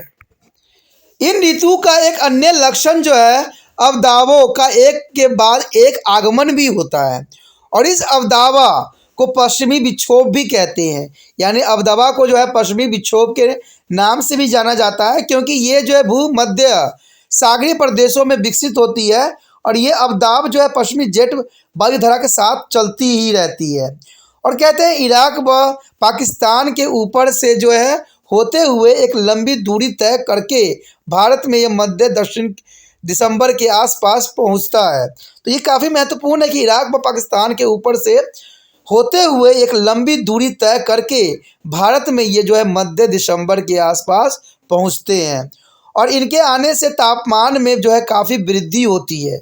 इनके आने से जो है तापमान में काफ़ी वृद्धि हो जाती है तथा उत्तरी मैदानों में हल्की वर्षा भी होती है और इनके कारण जो है पश्चिमी हिमालय तथा इसके साथ लगी श्रेणियों में विस्तृत हिमपात होता है। कभी कभी इनसे होने वाली ओला जो है वृष्टि से उत्तरी जो है उत्तर पश्चिमी मैदानों में खड़ी रबी की फसलों को काफ़ी क्षति पहुंचाती है। यानी ये जो है ओला जब गिरती है तो उत्तरी मैदान में और पश्चिमी क्षेत्रों में उत्तर पश्चिम क्षेत्रों में खड़ी रबी की फसल जो होती है काफ़ी क्षतिग्रस्त होती है, नुकसान पहुंचाता है। और इन अवदाबों ने से होने वाली हल्की वर्षा खरीफ फसलों के विशेषकर असिंचित क्षेत्रों में गेहूं की फसल के लिए अत्यधिक महत्वपूर्ण होती है और इन अवदाबों को जो है गुजर जाने के बाद शीत ऋतु लहरें आती है जिनसे जो है तापमान काफ़ी नीचे गिर जाता है। यानी शीत ऋतु आने का जो है संकेत मात्र रहता है। यहाँ पर जो हमारे समक्ष मैप आया है वो भारत का जिसमें तापमान शीतकाल के दौरान जो है दर्शाया गया है। आप इस मैप में समझ सकते हो कि इसकी दशाएं किस तरह से जो होती है। अगर देखा जाए श्रीनगर, अगर देखा जाए चंडीगढ़ होते हुए नेपाल भूटान में 10 सेल्सियस टेम्परेचर रहता है और अगर अगली की बात करें तो 15 सेल्सियस टेम्परेचर जो है भूटान होते हुए नेपाल के कुछ क्षेत्रों को असर देते हुए जो है लखनऊ या जयपुर के साथ चलता रहता है। वहीं अगर 20 सेल्सियस टेम्परेचर की बात करें तो अहमदाबाद, भोपाल, कोलकाता, मन्नेमार के साइड रहता है। तो ये काफ़ी महत्वपूर्ण है। अगर देखा जाए तो हर एक क्षेत्र में आप देख सकते हो दिखाया गया है। तो ये भारत की जो है विषमताओं से भरा हुआ यहाँ बात को दर्शाया गया है जो तापमान शीतकाल में दर्शाई गई है और पूरे भारत पर इसका जो है असर पड़ता है। तो ये मैप जो है समझाने के लिए काफ़ी कुछ आपको बता सकता है और इस मैप से आप समझ सकते हो कि तापमान जो होता है शीतकालीन में किस प्रकार रहती है किस क्षेत्र में। उसके पश्चात यहाँ पर जो अगर आप देख सकते हो कि तापमान को अगर कोई प्रभावित करता है तो वो होता है वायु दाब यानी पवनों की दिशा। कहते हैं पवन जिस क्षेत्र में चलेगी वहाँ पर तापमान उसी तरह से वेरी करेगा, जो कि काफ़ी महत्वपूर्ण है। देखिए पवन की दिशा को यहाँ दर्शाया गया है एरो के साइड। तो देख सकते हो कि ये जो है बाय ऑफ बंगाल से जो है अरब सागर की तरफ चल रही होती है और ऊपर से देखिएगा तो ये हिमालय से टकरा के जो है नीचे की तरफ जो है चल रही होती है, जो कि जयपुर लखनऊ के साइड आपको एरो दिख रहा होगा। तो ये जो है अपनी विषमताओं के कारण ये अपना दिशा बदल लेता है और इसका कारण सबसे बड़ा बनता है तो हिमालय की चोटियां बनती है। कहते हैं भारत में जितने भी पवनें चलती है हिमालय से टकरा के जो रिटर्न हो जाती है और ऐसा ही यहाँ पर भी हो रहा है। तो ये पवन के कारण जो है तापमान में जो है इतने अंतर आपको नज़र आता है। तो ये मैप भी आपको समझा सकता है कि आखिर इसमें इतनी जो है चेंजेस कैसे देखने को मिलता है, क्योंकि जैसा पवन की दिशा होगी तापमान भी वैसे ही वेरी करेगा। तो ये काफ़ी महत्वपूर्ण बात है। अगर आप देखोगे तो ऊपर जो है श्रीनगर के पास 1020 जो है यहाँ पर वायु दाब को दर्शाया गया है। तो ये काफ़ी महत्वपूर्ण बात को दर्शाता है। प्रदीपीय भारत में शीत ऋतु इतनी स्पष्ट नहीं होती है। तो ये काफ़ी महत्वपूर्ण है कि प्रदीपीय भारत में जो है शीत ऋतु इतनी स्पष्ट नहीं होती है। और इस भाग में जो है जनवरी माह के औसत मासिक तापमान जो होती है 20 सेल्सियस से अधिक रहते हैं। यानी देखा जाए तो औसत मासिक तापमान जो होती है 20 सेल्सियस से अधिक रहते हैं। और इसके अलावा जो है तटीय मैदानों में कोई भी ऋतु परिवर्तन नहीं होता है। यानी तटीय मैदानों में भी कोई भी ऋतु में परिवर्तन नहीं होता है। जैसा कि जो है हम त्रिपुरम के जनवरी के औसत मासिक तापमान 27 सेल्सियस से स्पष्ट है। लेकिन चेन्नई में दिसंबर और जनवरी के आरंभ में औसत मासिक तापमान जो होता है सिर्फ 25 सेल्सियस रहता है। जबकि उत्तर पूर्वी मानसून पवनों से यहाँ जो है इस समय वर्षा होती है, जो तापमान की गिरावट में काफ़ी सहायक भी होती है। तो ये जो है तापमान यहाँ पर जो है बहुत काफ़ी अंतर देखने को मिल जाता है हर क्षेत्र में। अब देखिए ये सारी बातों को अगर हम आसान शब्दों में देखें तो शीत ऋतु की जो है महत्वपूर्ण विशेषताओं के अंतर्गत इस बॉक्स में, जिसको आपको नोट भी कर लेना चाहिए। ये नोट करने से ये रहेगा कि बहुत ही शॉर्ट फॉर्म में है और आसानी से याद होने वालों में से है। कहते हैं शीत ऋतु में उत्तर में निम्न तापमान तथा दक्षिण भारत की ओर तापमान में क्रमिक वृद्धि होती रहती है। और इस ऋतु में ठंडी शुष्क उत्तरी पूर्वी मानसून पवनें चलती रहती है और देश के अधिकांश भागों में जो है शुष्क मौसमी दशाएं भी पाई जाती है, परंतु जो है करोमंडल तट पर वर्षा होती है। तो इन्हीं कारणों से जो होता है करोमंडल तट पर वर्षा दर्शाई जाती है। और कहते हैं शीत ऋतु में जो है पश्चिम विक्षोभ से उत्तरी मैदानों में हल्की वर्षा होती है तथा हिमालय की श्रेणियों पर जो है हिमपात होना एक स्वाभाविक बात बना देती है। उसके पश्चात है ग्रीष्म ऋतु। देखिए ग्रीष्म ऋतु के एक समय जो होता है सूर्य के उत्तरायण होने पर उत्तर के मैदानों में तापमान बढ़ने लगता है और इसके परिणाम स्वरूप बसंत ऋतु का आगमन हो जाती है, क्योंकि इसी कारण ग्रीष्म ऋतु आती है। और बसंत ऋतु का आगमन का भी कारण यही बनता है, जो शीघ्र ही ग्रीष्म ऋतु के रूप ले लेती है। और ग्रीष्म ऋतु जून के अंत तक रहता है और इस ऋतु में तापमान उत्तर की ओर बढ़ता है तथा उत्तर मैदानों के अधिकांश भागों में कई माह में लगभग 45 सेल्सियस तापमान हो जाता है। जो दोपहर के बाद जो है धूल भरी आंधियाँ और लू का चलना जो है ग्रीष्म ऋतु में विशेष लक्षण के रूप में देखा जा सकता है। लू गर्म और शुष्क पवनें होती है और यह जो है मई और जून के महीनों में उत्तरी मैदान में चलती ही रहती है। और लू लगने से प्रति वर्ष जो है सैकड़ों लोग मर जाते हैं और देश के कुछ उत्तरी पश्चिम भागों में दिन का तापमान कभी कभी तो 45 से भी अधिक हो जाता है। तो ये काफ़ी महत्वपूर्ण बात आता है कि यहाँ पर देखिए तापमान जो इतनी बढ़ रही है, सबसे बड़ा कारण अगर देखा जाए तो ये है ग्लोबल वार्मिंग। और इन्हीं कारण से तापमान जो है वेरी करते जा रहे हैं। तो इतना अगर तापमान बढ़ता रहेगा तो इंसान के लिए शायद जिंदा रहना संभव ही नहीं हो सकता। इस ऋतु में पवनों की दिशा जो होता है काफ़ी परिवर्तनशील होती है। संपूर्ण देश में मौसमी दशाएं सामान्यतः गर्म एवं शुष्क होती है। हालांकि धूल भरी आंधियों के कारण उत्तरी मैदानों में जो है बूंदाबंदी हो जरूर जाती है, लेकिन केरल, पश्चिम बंगाल और असम में हल्की वर्षा को ही नोट किया गया है। कहते हैं केवल केरल में मानसून से पूर्व इस वर्षा को जो है अमृष्ट के नाम से भी जाना जाता है, यानी मैंगो शावर। यानी केरल में मानसून से पूर्व की इस वर्षा को अम्रवृष्टि कहते हैं, यानी देखा जाए तो मैंगो शावर कहते हैं। और पश्चिम बंगाल और असम में इसे जो है काल बैसाखी कहते हैं। तो देखिए हर क्षेत्र में इसका अलग नामों से रिप्रेजेंट किया गया है। जहाँ पर अगर देखो केरल में इसको जो है अम्रवृष्टि यानी जो है मैंगो शावर के रूप में जाना जाता है, वहीं दूसरे क्षेत्र में बंगाल और असम में जो है काल बैसाखी कहते हैं। कभी कभी पवनों की तीव्र गति के कारण इसे धन जान की अधिक हानि होती है। तो पवनों के कारण देखा जाए तो हर साल जो है कई लोग अपनी प्राण तक भी जो है निछावर कर जाते हैं। लेकिन कहते हैं बहुत ही दशाएं जो होती विषमता भरी है। अब यही बात जो है बॉक्स भी दर्शाता है। ग्रीष्म ऋतु के विशेष लक्षण है और गर्म शुष्क मौसम। लू एक गर्म शुष्क पवन है का उत्तर मैदानों में चलना, कभी कभी बूंदाबांदी भी करती है और दोपहर बाद धूल भरी आंधियां तथा केरल में अम्रवृष्टि में पश्चिम बंगाल व असम में काला बैसाखी के रूप में भी हल्का वर्षा करती है। तो ये काफ़ी महत्वपूर्ण बात यहाँ पर आता है। अब यही बात जो है यहाँ पर मैप भी दर्शा रहा है कि तापमान जो है ग्रीष्म ऋतु में देखिए किस तरह जो है वेरी करता है।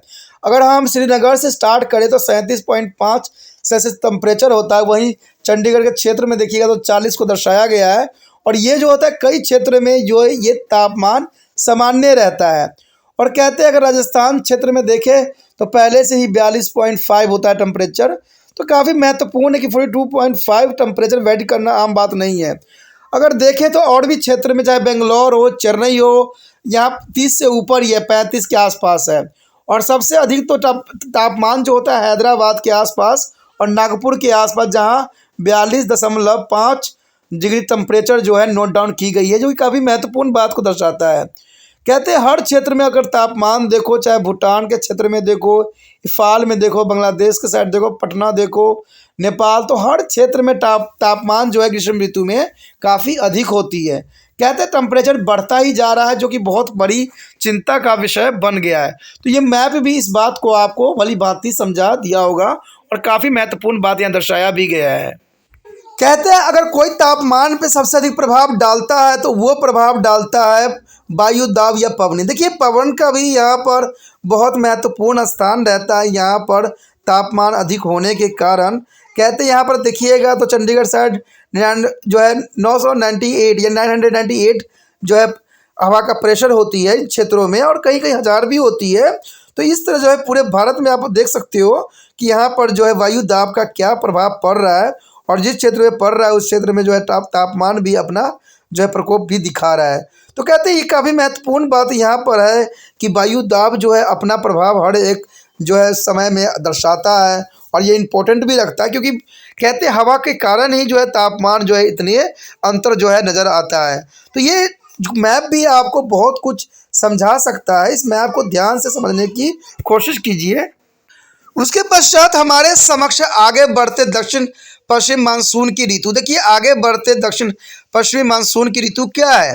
कहते हैं भारत के अधिकांश भागों में वर्षा इस ऋतु में ही होती है, और यह दक्षिण पश्चिम मानसून जो केरल तट पर जून के पहले सप्ताह में पहुंचता है के आगमन से आरंभ होती है, और ये पवनें भारत के अधिकांश भागों में मध्य जुलाई तक पहुंच ही जाती है। यानी देखा जाए तो अधिकांश भागों में जो है जुलाई तक पहुंच जाती है, और ये ऋतु जो है सितंबर माह तक रहती है। कहते हैं आर्द्रता से लदी इस गर्म पवनों से जो है मौसमी दशाएं पूर्णतः बदलती जाती है, और इन पवनों के आने से अचानक वर्षा होने लगती है जिससे तापमान काफ़ी कम हो जाता है, और तापमान में ये गिरावट जो है 5 से 10 सेल्सियस तक होती है। अचानक होने वाली इस वर्षा के मानसून का फूटने या फटना भी कहते हैं। देखिए अचानक जो वर्षा होती है कई क्षेत्रों में आपने देखा होगा कि पूरे के पूरे जो है बादल फट जाती है, और यहाँ बादल फटने का अर्थ ये होता है कि वहाँ पर जो है मूसलाधार पानी की बरसात होने लगती है, जिससे कि आसपास के क्षेत्र और जो है घरें काफ़ी नुकसान में पहुँच जाती है। यानी यहाँ पर बताया गया मानसून का टूटना या फटना, इसका मतलब है कि हैवी रेन वहाँ पर होने लगती है, और देखा जाए तो पूरे के पूरे जो है बादल ही वहाँ पर गिर जाती है, जिससे कि जान माल की काफ़ी नुकसान होता है। उसी को हम बादल फटना भी कहते हैं। इन पवनों के आगमन में 1 या 2 सप्ताह की देरी जरूर हो जाती है, और ये जो है उत्तरी मैदान तथा हिंद महासागर पर वायु की दाब की दशाओं पर निर्भर भी करती है। भारत की प्रायद्वीपीय आकृति इन दक्षिण पश्चिमी मानसून को 2 शाखाओं में विभाजित कर देती है। एक तो होता है अरब सागर की शाखा, और दूसरा जो होता है बंगाल खाड़ी की शाखा। देखिए काफ़ी महत्वपूर्ण है कि मानसून को 2 शाखाओं यानी 2 जो है ब्रांचेस कर दिया गया है, एक अरब सागर की शाखा और दूसरा जो है बंगाल खाड़ी का ब्रांच। तो देखते हैं कि अरब सागर की शाखाएँ क्या कहती है। यहाँ पर जो आया हमारा दक्षिण पश्चिम मानसून के अरब सागर की शाखा भारत के पश्चिमी घाट से अवरोध पाकर जो है पश्चिमी घाट के पश्चिम ढलानों पर भारी वर्षा करती है। तो देखिए काफ़ी महत्वपूर्ण अरब सागर की शाखा है, जहाँ पर देखिए कि अवरोध पाकर जो है पश्चिम घाट के पश्चिमी ढलानों पर काफ़ी वर्षा करती है। पश्चिमी घाट को जो है पार करने के बाद ये पवन जो है पूर्वी ढलानों पर कम वर्षा करती है, क्योंकि उतरते हुए उनके तापमान में वृद्धि होने लग जाती है, और इसलिए इन क्षेत्रों को जो है वृष्ट छाया क्षेत्र भी कहते हैं। वृष्ट छाया क्षेत्र कहना आम बात है, और इससे यह स्पष्ट है कि महाराष्ट्र, कर्नाटक के आंतरिक भागों व तेलंगाना में इन पवनों में कम वर्षा क्यों होती है। तो ये काफ़ी महत्वपूर्ण है कि तेलंगाना में इन पवनों से कम वर्षा क्यों होती है, बहुत बड़ा प्रश्न उठता है यहाँ पर।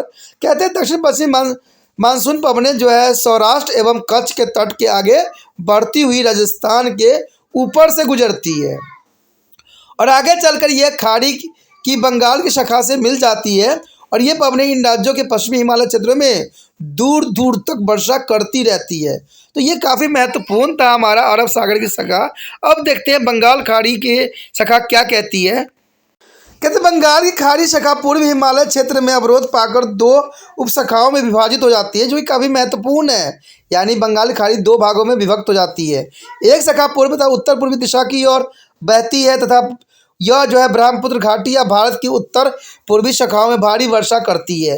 दूसरी शाखा जो है उत्तर पश्चिमी की ओर गंगा घाटी व हिमालय की श्रेणी के साथ साथ आगे बढ़ती हुई दूर दराज के क्षेत्रों में पश्चिम की ओर भारी वर्षा करती है और इस प्रदेश में जो है वर्षा की मात्रा पूर्व से पश्चिम की ओर क्रमशः कम होती ही जाती है, क्योंकि इन पवनों की आर्द्रता में जो है क्रमिक कमी आ जाती है। तो ये काफ़ी महत्वपूर्ण बात यहाँ है।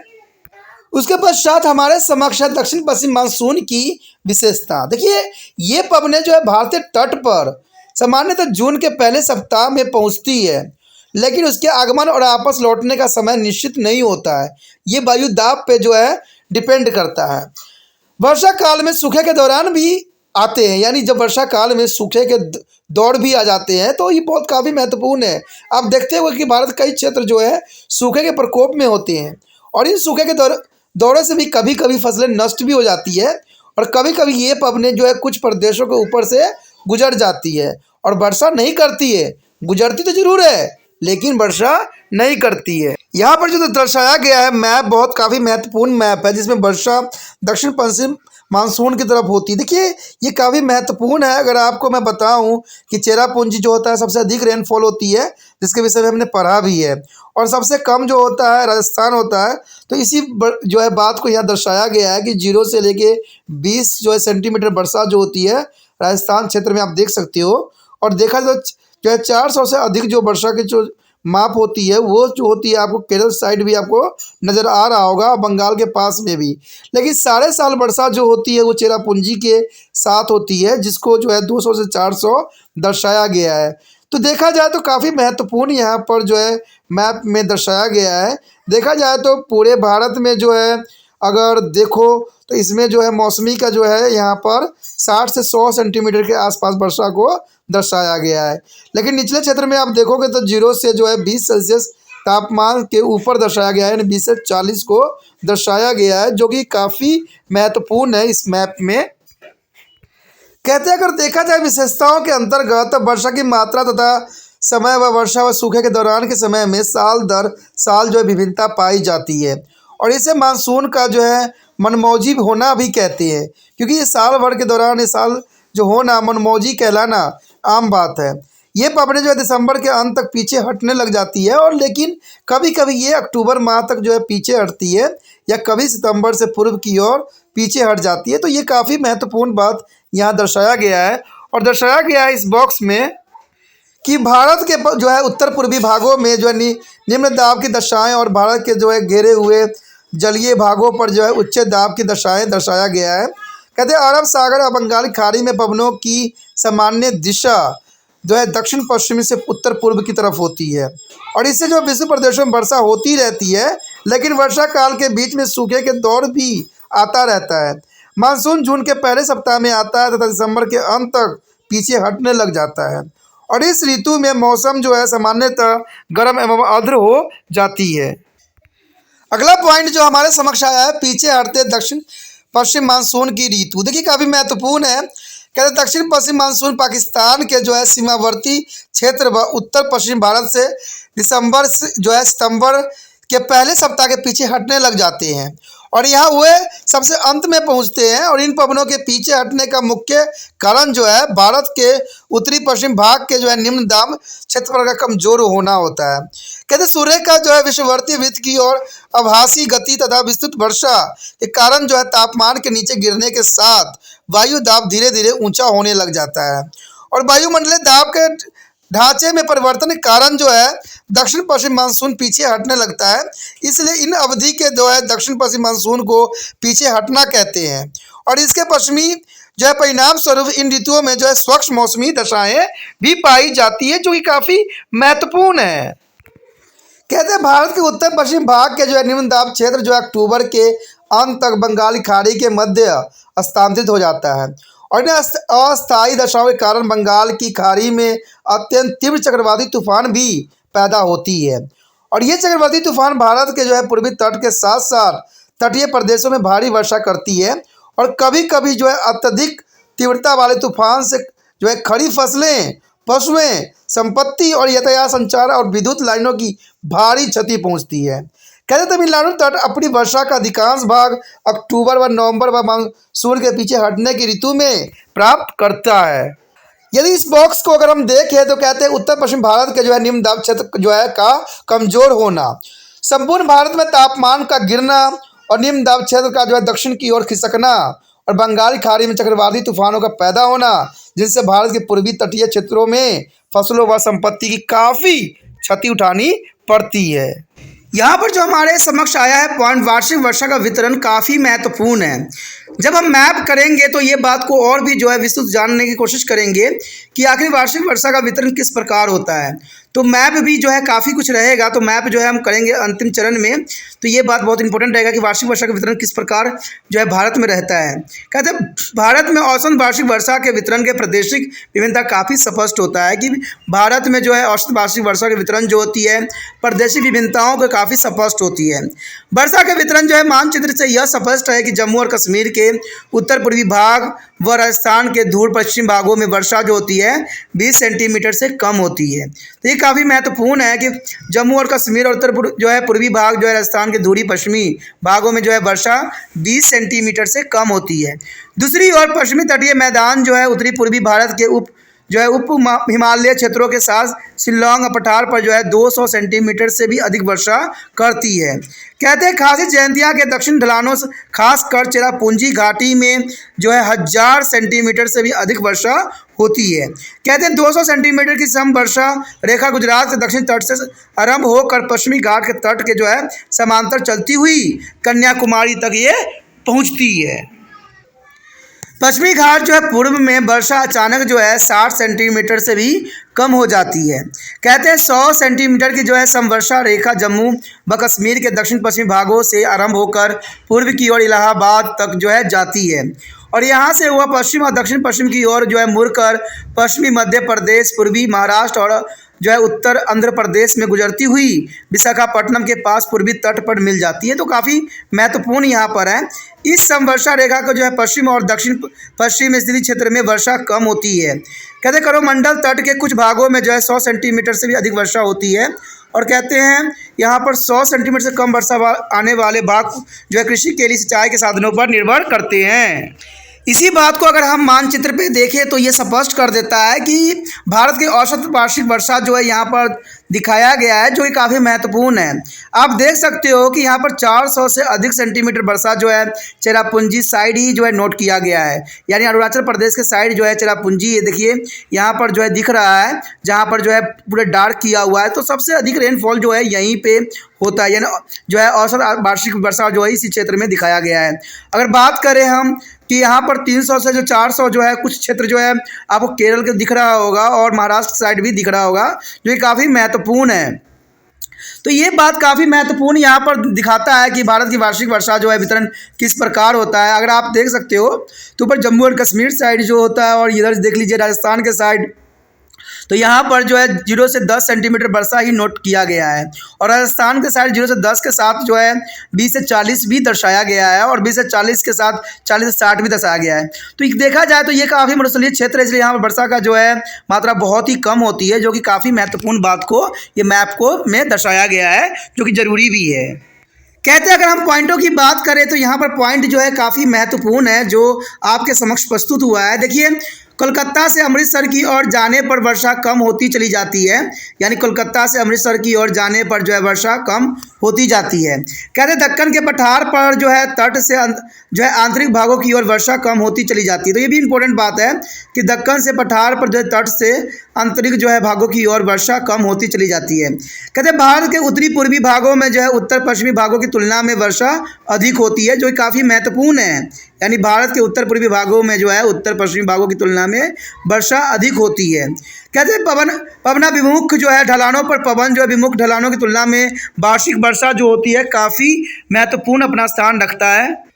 अगर आखिरी पॉइंट की बात करें तो यहाँ पर साफ हो जाता है कि भारत में खासकर दक्षिण पश्चिमी मानसून से प्राप्त वर्षा के वितरण का जो है उच्चवाद से गहरा और काफ़ी संबंध रहता है। तो ये काफ़ी महत्वपूर्ण बात है कि भारत में खासकर जो है दक्षिण पश्चिमी मानसून से प्राप्त वर्षा के वितरण का जो है उच्चवाद से गहरा संबंध होता है। अंततः इस वर्षा के जो है उच्चवाद से जो है पर्वतकृत वर्षा भी कहते हैं, यानी इसका दूसरा नाम जो है पर्वतकृत वर्षा भी कहते हैं या इसे उच्चवाच भी कह सकते हैं। मोटे तौर पर अधिक ऊंचाई वाले स्थानों पर अधिक वर्षा प्राप्त करने के अवसर उन स्थानों की तुलना में अधिक होती है जो कम ऊंचाई वाले हों। वर्षा की मात्रा पर जो है आंध्र पवनों की दिशा का भी प्रभाव काफ़ी यहाँ पर देखने को मिला है, जो कि बहुत काफ़ी जरूरी। अगला पॉइंट जो हमारे समक्ष आया है काफ़ी महत्वपूर्ण है। देखिए, भारत की मानसूनी एकता। तो काफ़ी महत्वपूर्ण है कि भारत की आखिर मानसूनी एकता किस बात पे यहाँ डिपेंड करता है। कहते हैं ऊपर के वर्णन से स्पष्ट हो गया है कि जलवायु दशाओं में प्रादेशिक विभिन्नता होते हुए भी भारत में जो है जलवाष्पिक एकता पाई जाती है। जलवायु संबंधी एकता का अर्थ है कि भारत के विभिन्न भागों में मौजूद जो है मौसमी दशाएं वर्षा की विभिन्न ऋतुओं में कुछ अपवादों को जो है छोड़कर लगभग एक सी ही रहती है। भारतीय जलवायु के मानसूनी जलवायु कहते हैं, यानी भारतीय जलवायु को मानसूनी जलवायु कहते हैं। और इससे यह स्पष्ट है कि भारत की जलवायु संबंधी एकता बनाए रखने में जो है मानसूनी पवनों का अधिक प्रभाव होता है। और यह जलवायु एकता मौसमी या मानसूनी पवनों के नियमित चलाने या हिमालय पर्वतमालाओं की सम्मिलित प्रभाव का एक परिणाम हो सकता है। पूर्व वर्णित दो कारक को जो है फलस्वरूप जो है भारत की मानसूनी एकता प्रकट हुई है और यह भारत के आम लोगों की जीवन पद्धति व क्रियाकलापों में परिलक्षित होती है। और ये जो है पहला जो आता है ऋतुलय। देखिए, ऋतुलय कई बात में इंपॉर्टेंट है।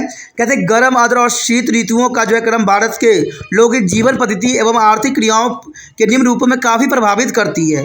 तो गर्म, आर्द्र और शीत ऋतुओं का जो है क्रम भारत के लोगों की जीवन पद्धति व आर्थिक क्रियाओं का निम्न रूपों में काफ़ी प्रभावित करती है, जो काफ़ी महत्वपूर्ण है। और इसको देखा जाए तो प्रथम चरण और जो दूसरा, तीसरा, चौथा चरण जो है काफ़ी महत्वपूर्ण है। तो सबसे पहले देखते हैं प्रथम चरण क्या है।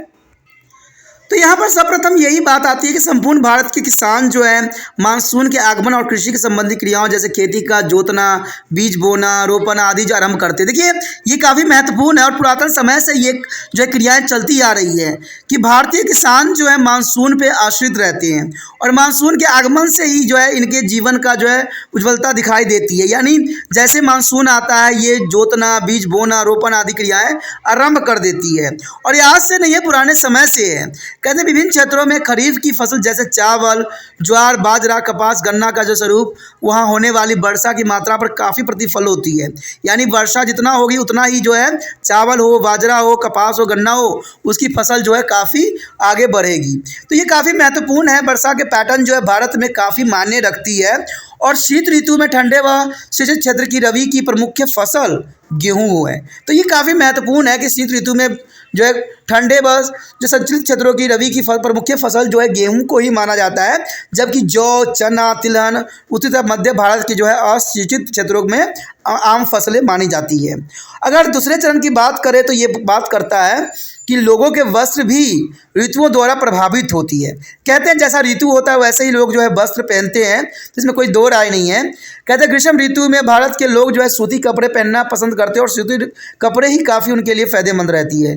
जबकि शीत ऋतु काल में आते ही जो है खासकर उत्तरी मध्य भारत के प्रदेशों में लोग जो है ऊनी वस्त्र पहनने लग जाते हैं, क्योंकि इस क्षेत्र में जो है ठंड पड़ने लग जाती है। तो ये काफ़ी महत्वपूर्ण बात यहाँ पर आता है जो कि द्वितीय क्षेत्र के अंतर्गत बताई गई है। तीसरा जो है इनमें भारत के अधिकांश भागों में जो है शुष्क ऋतु लंबी होती है। यानी भारत के अधिकांश भागों में जो है शुष्क ऋतु काफ़ी लंबी होती है तथा जीवनदायिनी वर्षा ऋतु केवल कुछ ही महीनों की हुई होती है। और इसका भारत के लोगों की जीवन पद्धति पर बहुत ही गहरा प्रभाव पड़ा है। जब मानसूनी जो है बादलों से पानी की बूंद प्यासी सूखी भूमि पर गिरती है तो जो है उनको संगीत व जमीन से निकलने वाली खुशबू से जो है संपूर्ण भारत के लोगों में एक भावनात्मक व्यवहार उत्पन्न होते हैं, क्योंकि पूरे सूखे के चपेट में होते हैं। जब इस पर पानी के बूंद पड़ते हैं तो ये जो है एक अलग सा जो है खुशबू निकलती है, जो कि सारे जो है लोगों को अनेकता में भी एकता का जो है पाठ पढ़ाती है, जिन्हें भोजपुरी की कजरी तथा ब्रज की लहर की उनके अन्य रूपों में भारत के त्यौहार और ऋतुओं का गहरा संबंध भी है। उत्तरी भारत में बैसाखी का त्यौहार भी मनाया जाता है। रबी की फसल जब पककर कटने की तैयार होता है तब ये मनाया जाता है। तो बैसाखी का त्यौहार तो आपको पता ही है कि वो फसल के अच्छे होने पे बैसाखी का त्यौहार मनाते हैं। शीतकाल में जब सूर्य मकर वृत्त पर जो है लंबत चमकता है तथा उत्तर के जो है मैदानों में कड़ाके की सर्दी पड़ती है तो लोहड़ी व मकर संक्रांति के त्यौहार मनाए जाते हैं। तो ये काफ़ी महत्वपूर्ण है, जबकि इसका दक्षिण भारत में जो है प्रतिरूप पोंगल के नाम से भी जाना जाता है। भारत में होली भी बड़ी धूमधाम से बसंत ऋतु में मनाई जाती है, तो इसका भी अपना एक विशेष महत्व है। अगर चौथी बातों पे हम नज़र करें तो ये साफ करता है कि वर्षा द्वारा पोषित निर्विघ्न कृषि भारतीय ग्रामीण समुदाय की सबसे प्राचीन क्रियाएं रही है। उसकी अर्थव्यवस्था व वर्ष जब पर्यटन मानसून की उदारता पर निर्भर करती है, चाहे वो कितनी कम हो। तो ये काफ़ी महत्वपूर्ण बात यहाँ पर आता है। अंततः इस बात को हम समझ गए हैं कि मौसमी दशाओं की ऋतुवर्त एवं प्रदेशी विभिन्नता से विभिन्न प्रदेशों को जो विविध फसलों को अलग अलग मात्रा में पैदा करने में सक्षम बनाया है, और इससे सभी प्रदेश एक दूसरे पर निर्भर भी रहते हैं। कहते मानसून का तमाम विभिन्नताओं के बावजूद इस प्रकार की एकता स्थापित करना कोई कम जो है महत्वपूर्ण जो है सहयोग नहीं है, जो कि काफ़ी इम्पोर्टेंट बात है। उसके पश्चात हमारे समक्ष आया है जल की आस। देखिए, जल की आस जो है आमतौर पर पुराने समय में जो लोग टकटकी लगा के जो है बादलों को देखते रहते थे, तो ये बहुत काफ़ी महत्वपूर्ण बात है। कृषि जो आधारित होती थी वो मानसून पे आधारित होती थी, यानी जल की आस के अंतर्गत। भारत में वर्षा साल के केवल 4 या 5 महीने ही होते हैं, और इस प्रकार संपूर्ण भारत जो है वर्ष के 7 या 8 महीने तक जो है शुष्क ही रहता है। वर्षा ऋतु में भी सूखे की दौर आम बात है। तो ये काफ़ी महत्वपूर्ण है कि कई क्षेत्रों में तो साल में वर्षा भी नहीं होती है, तो वर्षा ऋतु में सूखे का दौर होना भारत में एक आम बात रहती है। कृषि संबंधी समाज होने के कारण भारत के अधिकांश भागों में जल की आवश्यकता हर समय रहती ही रहती है, क्योंकि भारत के अधिकांश लोग जो है कृषि पर ही आश्रित होते हैं, और यहाँ तक कि सबसे अधिक वर्षा पाने वाले चेरापूंजी के आसपास के क्षेत्र व कोनक तथा जो है केरल में लंबी शुष्क ऋतु जो है ग्रीष्म ऋतु में पानी उपलब्ध नहीं होते हैं, और देश के सभी भागों में रहने वाले लोगों का निगाह जो होता है मानसून के बादलों की ओर लगी रहती है कि कब बारिश होगा और कब जो है वो अपने फसल को जो है ज़मीन में बोएंगे। अगला पॉइंट जो है मानसूनी वर्षा की प्रतीक्षा। देखिए, मानसूनी वर्षा की प्रतीक्षा जो है काफ़ी महत्वपूर्ण है, और भारत में जो है ये तो हमेशा चलती ही रही है। लेकिन आज आधुनिक युग है, आज ऐसा कुछ भी नहीं है, आज सब कुछ बदल चुका है। फिर भी पुराने समय में अगर हम चले तो देखेंगे कि वहाँ पर जो है मानसूनी वर्षा की जो है प्रत्येक किसान जो है प्रतीक्षा में रहते थे। हर भारतवासी, चाहे वह वृद्ध हो या बालक हो, स्त्री हो या पुरुष, किसान हो या श्रमिक, सभी मानसूनी वर्षा की बड़ी उत्सुकता से प्रतीक्षा करते रहते थे। ऐसा वह केवल ग्रीष्म काल की जो है गर्मी से छुटकारा पाने के लिए नहीं करते थे, बल्कि कृषि कार्य को आरंभ करने के लिए भी करते थे। तो ये काफ़ी महत्वपूर्ण है, क्योंकि पहले के समय में जो कृषि आधारित थी वो जो है रेन पे ही आधारित हुआ करती थी। बरसात होती तो किसान के जो है फसल लहराती, अगर बरसात नहीं होती तो उनके जो है खेत में कुछ भी नहीं लगता। जो ग्रामीण या शहरी दोनों अर्थव्यवस्थाओं का पोषण भी करती थी, इसलिए जो है मानसून विस्फोट का भारत के सभी स्थानों पर एक सहज स्वागत होता था। तो ये काफ़ी महत्वपूर्ण यहाँ पर पॉइंट है, मानसूनी वर्षा की प्रतीक्षा। आगे जो है सूखा तथा बाढ़। देखिए, सूखा और बाढ़ भी काफ़ी महत्वपूर्ण होता है कि भारतीय मानसूनी वर्षा का सबसे बड़ा जो है विरोधाभास यह है कि भारत का कोई भी भाग ऐसा नहीं है जो कभी न कभी या प्रायः बाढ़ या अकाल से प्रभावित न हो। सूखे का अधिकतम वर्षा पाने वाली भागों जैसे असम व केरल में पड़ना आम बात है, और इसी प्रकार भारत के उत्तरी पश्चिमी शुष्क भाग में, चाहे पंजाब हो, चाहे राजस्थान हो, या कोई भी क्षेत्र हो, काफ़ी महत्वपूर्ण यहाँ पर रहता है कि सूखे तथा जो है बाढ़ के चपेट में हमेशा रहता है। और आपको पता है कि सबसे अधिक बाढ़ जो है बिहार के क्षेत्रों में आता है, जहाँ पर कोसी नदी के टूटने के कारण। तो ये काफ़ी महत्वपूर्ण है। अगर देखा जाए तो मध्य प्रदेश में भी सूखा का जो है हमेशा प्रकोप बना रहता है। तो ये काफ़ी इंपॉर्टेंट बात यहाँ पर रखता है सूखा तथा बाढ़। कहते हैं ये सारी बातें जो है काफ़ी मानने में अत्यंत महत्वपूर्ण है, और इस बात को यहाँ पर जो है उजागर भी किया गया है कि मानसून जो है हमारे भारत के लिए काफ़ी महत्वपूर्ण है। चाहे आज के समय में हमने जो है कृत्रिम चीज़ों का उपयोग कर लिया है, लेकिन अभी भी जो है किसान मानसून पे भी आश्रित है, क्योंकि उनका कृषि तभी लहराती है जब मानसून का जो है अच्छा सावर आती है। तो ये काफ़ी महत्वपूर्ण पॉइंट था जिसके बारे में हम डिस्कस किए, और ये चैप्टर जो था उससे भी महत्वपूर्ण था। तो ये चैप्टर काफ़ी महत्वपूर्ण था जिसको आपको सोचना और विचारने की आवश्यकता है। अगर आपको ये जो है टॉपिक अच्छा लगा, अच्छा चैप्टर लगा, तो लाइक शेयर सब्सक्राइब जरूर कीजिए। जितना हो सके इस वीडियो को अपने दोस्तों के साथ शेयर कीजिए, ठीक है। और शेयर करने के लिए कुछ भी नहीं करना है, आपको यूट्यूब से लिंक को कॉपी करना है और व्हाट्सएप स्टेटस पे 24 घंटे के लिए लगा देना है। जिन बच्चों को देखना है वो देखेंगे, जिनको देखना नहीं है वो नहीं देखेंगे। कहते हैं अपना काम आप कीजिए, मैंने अपना काम किया, तो हम दोनों अपना काम कर रहे हैं, इसमें कोई दो राय नहीं है, ठीक है। पहली बार वीडियो देख रहे थे, चैनल को सब्सक्राइब करके जरूर सेव कर लीजिए, क्योंकि अगर चैनल सब्सक्राइब नहीं कीजिएगा तो आपको जो है अगले वीडियो का नोटिफिकेशन भी नहीं मिल पाएगा, ठीक है। अगर आप रिसर्च कीजिएगा यूट्यूब पे तो आपको शायद त्रिपान सेंटर कहीं भी नज़र ना आए, तो इसलिए जो है चैनल को सब्सक्राइब कर लेने में फ़ायदा है। जैसे ही आप चैनल सब्सक्राइब कीजिएगा आपको होम पेज मिल जाएगा, वहाँ पर आपको वीडियो का ऑप्शन है तो वीडियो भी आपको मिलेगा। प्लेलिस्ट है तो प्लेलिस्ट में भी आपको सभी वीडियो जो है अपने सब्जेक्ट के अनुसार, अपने जो है टॉपिक के अनुसार वहाँ पर आपकी प्रतीक्षा कर रहा है। तो सोचिए नहीं, विचार नहीं कीजिए, अभी सब्सक्राइब कीजिए।